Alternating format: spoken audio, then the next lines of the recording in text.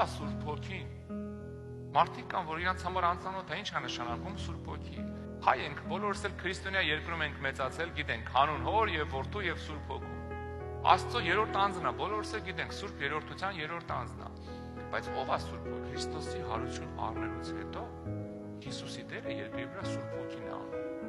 Ինչքան դու Սուրբ Հոգու մոտ ես, այնքան բժշկությունների, նշանների, հրաշքների ներկա կլինես։ Մի անտեսի եմ, որ Սուրբ Հոգին քո մեջ է։ Օրերով ժամանակ տրամադրի, աղոթի լեզուներով, աղոթի հոգով։ Ես միշտ ասում եմ, հանկարծ որ գայթակղությունը գալիս է, մի փորձի պաշտպանվես, ամենալավ ձևը լեզուներով աղոթելն է, սկսի աղոթել։ Մեղքը որ գալիս է չոքում է դրանդ, մի ասա, վայ, չեմ տենում, աշկերս փակում եմ, չտեսնեմ, ականջներս փակում եմ, չլսեմ։ Սկսի լեզուներով աղոթել։ Ինքը կթողի գնա։ Դժվար է քեզ մենակ այս աշխարհի գայթակղությունների հետ կռվել։ Երբ որ մկրտվում ես Սուրբ Հոգու հոգով, Սուրբ Հոգին օգնում է քեզ։